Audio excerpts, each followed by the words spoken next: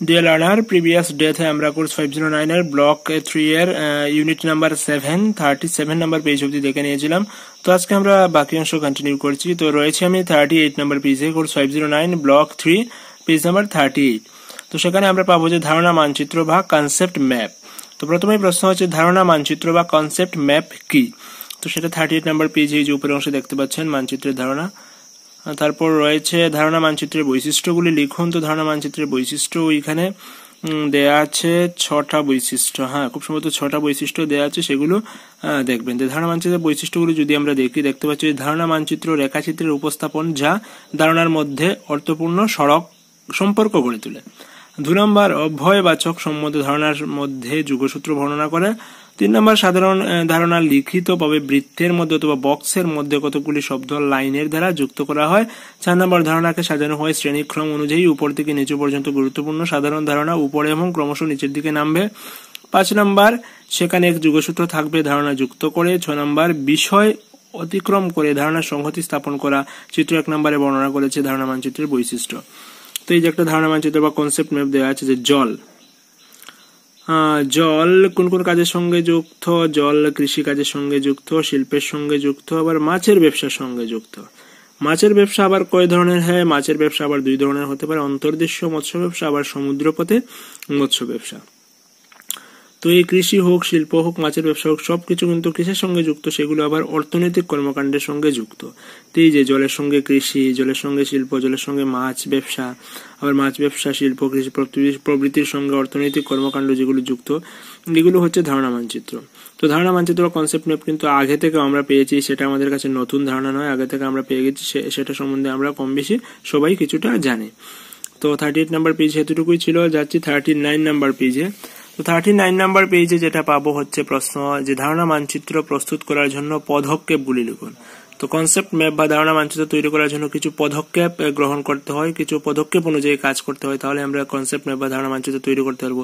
এমনি তো কতগুলো বক্স দিয়ে কিছু লিখে টান দিলেই তো ধারণা মানচিত্র হবে না, সেটা কিন্তু কিছু পদক্ষেপ রয়েছে, সেগুলো অনুযায়ী করলেই সেটা কিন্তু কনসেপ্ট ম্যাপ হবে, আদারওয়াইজ হবে না।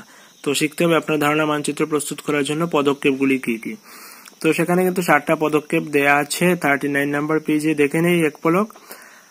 ফার্স্ট যেটা দিল সেটা হচ্ছে নির্বাচিত এককের ধারণা চিহ্নিত করা, ব্ল্যাকবোর্ডে তাদের তালিকা প্রস্তুত করা। প্রথমে হচ্ছে আপনি যে ইউনিটটাকে নিয়ে কনসেপ্ট ম্যাপ তৈরি করতে চান সেটা আপনাকে চিহ্নিত করতে হবে, এটা নিয়ে করব। 2 নম্বর হচ্ছে ধারণার বিষয়টি ক্রম অনুসারে অর্থাৎ সাধারণ থেকে নির্দিষ্ট এবং উচ্চ থেকে নিচ পর্যন্ত সাজাতে হবে। 3 নম্বর হচ্ছে ধারণা নির্বাচন করে আড়াআড়ি অবস্থিত করতে হবে। আড়াআড়ি বলতে এই যে উপর থেকে নিচে 4টা হবে, তো 4টার জন্য 4টা জায়গা রাখতে হবে, এইভাবে করে সাজাতে হবে। তারপর 4 নম্বর হচ্ছে সমস্ত ধারণাকে অর্থপূর্ণ করে ব্ল্যাকবোর্ডে লিখতে হবে। 5 নম্বর হচ্ছে ধারণার চারপাশে বৃত্ত বা বক্স অঙ্কন করতে হবে এবং লাইন টেনে যুক্ত করতে হবে, কোনটার সঙ্গে কোনটা যুক্ত আছে সেগুলো এইভাবে যুক্ত করতে হবে। তারপর 6 নম্বর হচ্ছে সংযুক্ত শব্দগুলি লিখতে হবে, ধারণা মানচিত্র প্রস্তুত। তারপর হচ্ছে সমগ্র ধারণা পাঠ করো এবং লক্ষ্য রাখুন সকল শব্দ যুক্ত হয়েছে কিনা। তো এখানে একটা ধারণা মানচিত্র বর্ণনা করেছে। তো তার আগে প্রশ্নটা হবে যে শিল্পের ধরন সম্পর্কে একটি কনসেপ্ট ম্যাপ বা ধারণা মানচিত্র তৈরি করুন। তো সেখানে শিল্পের ধরন সম্পর্কে একটা কনসেপ্ট ম্যাপ তৈরি করে দিয়েছে 39 নম্বর পেজে, আমরা দেখে নিচ্ছি। তো শিল্পের ধরন, সেখানে শিল্পের ধরন হতে পারে কাঁচামালের উপর বেস করে শিল্প হতে পারে, কোনো আকারের উপর বেস করে শিল্প হতে পারে, ছোট ছোট। আবার আকারের উপর বেস করে মানে কি, দেখুন বৃহদাকার শিল্প হতে পারে, ক্ষুদ্রকার শিল্প হতে পারে, গৃহ শিল্প হতে পারে। কাঁচামালের উপর ভিত্তি করে আবার শিল্প হতে পারে খনিজ উপাদান, আবার কৃষি নির্ভর। মালিকানা এবং ম্যানেজমেন্টের উপর ভিত্তি করে শিল্পের ধরন হতে পারে সরকারি শিল্প, বেসরকারি শিল্প, যুগ্ম শিল্প। তো কাঁচামালটাকে এখানে কিন্তু 2বার দিয়ে দিয়েছে, যাই হোক, কিন্তু আমরা কিন্তু কাঁচামাল একবার দিলেই হবে। যদি আমরা প্রাথমিক মাধ্যমিক ধরি বা এটা ছেড়ে দিলেও কিন্তু আমরা এভাবে ধরতে পারি যে শিল্প আমরা কাঁচামালের উপর ভিত্তি করে ভাগ করতে পারি, আবার আকারের উপর ভিত্তি করে ভাগ করতে পারি, মালিকানা এবং ম্যানেজমেন্টের উপর ভিত্তি করে ভাগ করতে পারি। তো কাঁচামালের উপর ভিত্তি করে আমরা শিল্পকে 2 ভাগে ভাগ করবো, একটা হচ্ছে খনিজ উপাদানযুক্ত শিল্প, কৃষি নির্ভর শিল্প। আকারের উপর ভিত্তি করে আমরা শিল্পকে 3 ভাগে ভাগ করতে পারি, বৃহদাকার শিল্প, ক্ষুদ্রাকার শিল্প, গৃহ শিল্প। আর মালিকানা এবং ম্যানেজমেন্টের উপর ভিত্তি করে শিল্পকে আমরা 3 ভাগে ভাগ করতে পারি, সরকারি শিল্প, বেসরকারি শিল্প, যুগ্ম শিল্প। 40 নম্বর পেজে রয়েছে ধারণা মানচিত্রের ব্যবহার।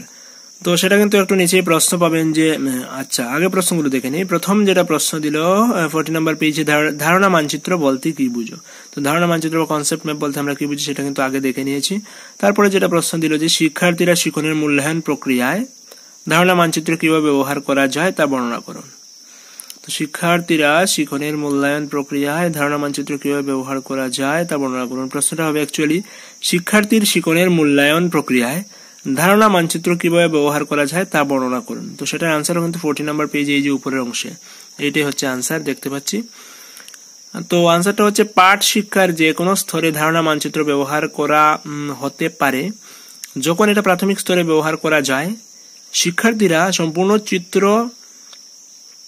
পায় তারা কি শিখতে যাচ্ছে। যদি এটা উন্নয়নের স্তরে, শিক্ষার্থীরা তখন এক স্তর থেকে অন্য স্তরের দিকে এগিয়ে যায়। যখন এটা মূল্যায়নের স্তরে, তখন শিক্ষার্থীরা ধারণা শক্তির বিষয়টি জানা যায়, শিক্ষার্থীরা যা লিখেছে তা সংক্ষিপ্তকরণ করা যায়। তো মূল্যায়ন কিভাবে করবেন? মূল্যায়ন স্তরে কিন্তু এটা মূল্যায়ন এভাবে করা যায় যে যখন শিক্ষার্থীরা, যদিও এটা কিন্তু খুব সুন্দর একটা আনসার হয়নি ধারণা মানচিত্রের ব্যবহার, ওকে এটা পরবর্তীতে আমি তৈরি করে দিয়ে দেবো। এখানে কিন্তু খুব সুন্দরভাবে ল্যাঙ্গুয়েজটা গুছিয়ে দেয়া নেই। তারপর রয়েছে সমালোচনামূলক শিক্ষণ বিজ্ঞান। তো সমালোচনামূলক শিক্ষণ বিজ্ঞান শিক্ষার্থীদের পর্যাপ্ত সুযোগ সুবিধার সৃষ্টি করে, যার ফলে তারা মতামত ব্যক্ত করে এবং সমস্যা সমাধান করে। সমালোচনামূলক শিক্ষণ বিজ্ঞান হলো শিক্ষণ বিষয়ক দৃষ্টিভঙ্গি যা শিক্ষার্থীদের আধিপত্য বিস্তারে সাহায্য করে। ইহা শিক্ষার্থীদের সমালোচনামূলক সচেতনতা বৃদ্ধি করে, সামাজিক বিষয়ের উপর এবং গণতান্ত্রিক ধারণার উপর দায়িত্ববোধ বৃদ্ধি পায়।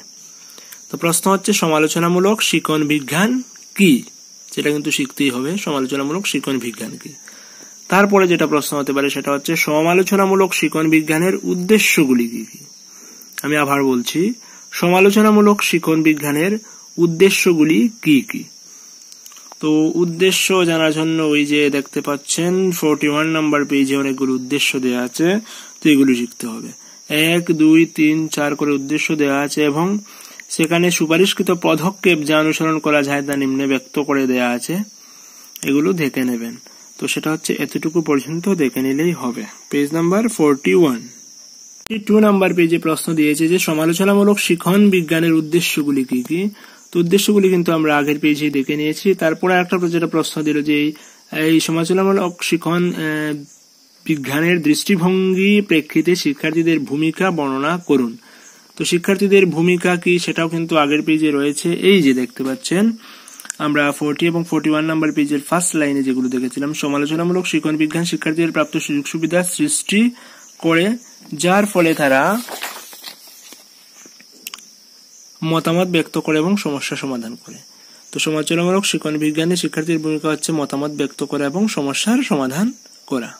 42 নাম্বার পেজে রয়েছে প্রশ্ন যে সমস্যা সমাধান পদ্ধতির পদক্ষেপগুলি বা ধাপগুলি উদাহরণ সহ আলোচনা করুন। তো সেটা 42 নাম্বার পেজ থেকে আমরা শিখে নেব সমস্যা সমাধান পদ্ধতির পদক্ষেপগুলি বা ধাপগুলি। তো সেখানে মূলত 4টি ধাপ দিয়েছে। দেখুন যে সমস্যা সমাধানের পদক্ষেপ, প্রথম পদক্ষেপ, দ্বিতীয় পদক্ষেপ, তৃতীয় পদক্ষেপ এবং চতুর্থ পদক্ষেপ দেয়া আছে। তো সেটা ধাপগুলো আলোচনা করলো। আবার উদাহরণ সহযোগে যেহেতু আলোচনা করতে বলছে, উদাহরণ কিন্তু এখানে দেওয়া আছে 43 নাম্বার পেজে দেওয়া আছে যে সমস্যা, প্রথম পদক্ষেপ যেটা সমস্যা চিহ্নিতকরণ, সেটা উদাহরণের মাধ্যমে দিয়েছে যে 1857 সালে বিদ্রোহ কেন হয়েছিল, এইভাবে সমস্যা চিহ্নিত করতে হবে। তারপর সমস্যা সমাধানের পদ্ধতি সম্পর্কে চিত্র অঙ্কন করতে হবে, তারপর পরিকল্পনা বাস্তবায়িত করতে হবে, তারপর সমাধানের মূল্যায়ন করতে হবে। এই 4টা পদক্ষেপের খুব সুন্দরভাবে উদাহরণের মাধ্যমে বুঝিয়ে দেওয়া আছে 43 নাম্বার পেজে, অবশ্যই সেগুলো দেখে নেবেন। আমি এগুলো আর কিন্তু ডিসকাশন করছি না। Real learner, sorry to say that আমি আনফরচুনেটলি আর কন্টিনিউ করতে পারছি না। নেক্সট ডেতে আমরা বাকি অংশ দেখবো। ততক্ষণ ভালো থাকবেন।